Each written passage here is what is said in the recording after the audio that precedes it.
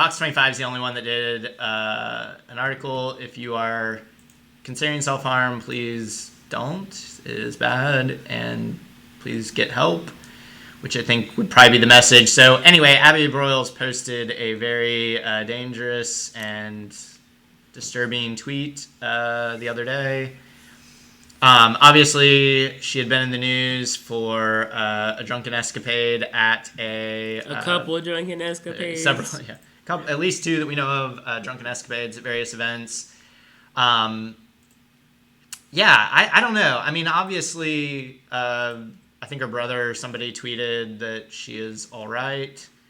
But yeah, you would hope that her family would come gather her and she would take a break from all of this, if given her mental state.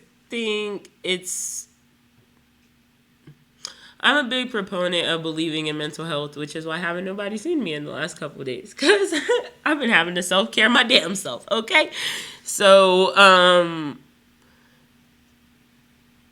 I just don't like the way she went about. Like, I understand it's a lot being in the public eye, because I'm not nearly as in the public eye, probably, as an Abby Broyles. But I get criticized a lot. People talk shit to me a lot. And so I feel that. But I think that is a big grab for attention to just put, like, I'm just going to kill myself. And I'm not trying to call her out for that, but I'm just like, you still haven't dropped out the race. So what's happening is my question. What are we doing? It's just her.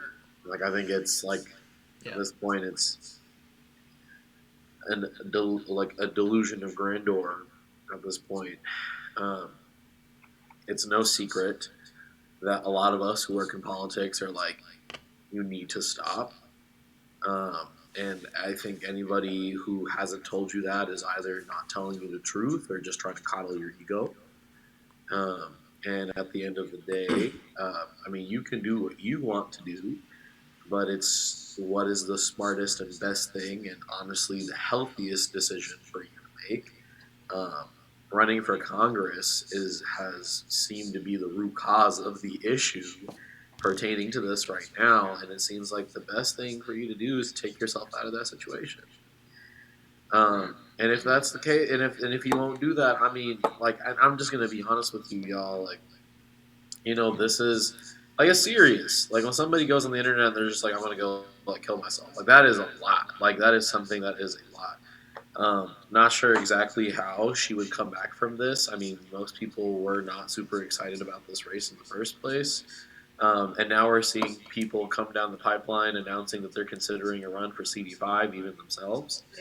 And so, while this has brought up a lot of excitement around that office, I think people are now getting excited for someone to run in that primary against her.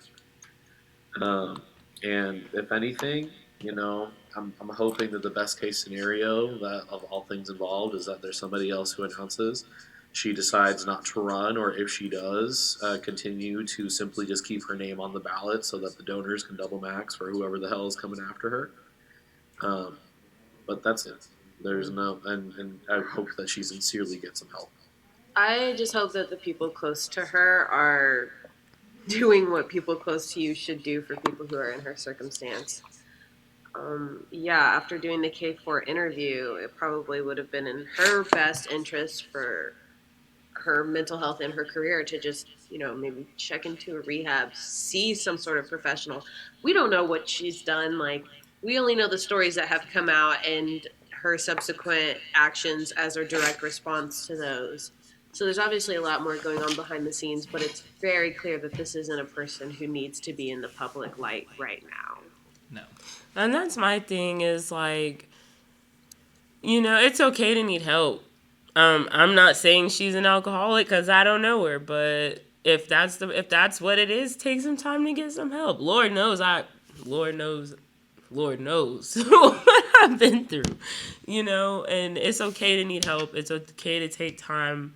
It's okay to do what you got to do to recover yourself and come back. Like, it just is what it is. I know, and like the other thing too is like a lot, like Abby is one of many people in this state who suffers from a lot of health related issues. I mean, and a lot of us can speak personally on this too. There, I mean, we literally just saw a statistic that how what the suicide rate in this state literally looks like. It's above the national average, clocking around 22%. And if you were to ask any Oklahoman if they've had suicidal thoughts at some point in their lives, I guarantee you 9 out of 10 people would say yes at one point or another, regardless of what your demographics or your economic class really looks like. This is an issue that has and generally impacted almost everybody that we know. And so for us, especially for folks here at OPN, we're pro doing the healthiest decision for everybody involved. And politically, this is like a disaster. So if you care about the things you claim to care about, it's time to take some time and heal up and figure something else out, because this helps none of the things you claim you want to help. So hopefully that's happening. We'll. Don't feel bad. I'm about to quit my job and go work at Arby's too. This shit's stressful. Yeah. This shit's stressful. Yeah, for real, it is. Thanks for watching our video. Please give it a like and hit that subscribe button for more content. If you want to engage with us, follow us on Facebook, Twitter, Twitch, and Instagram.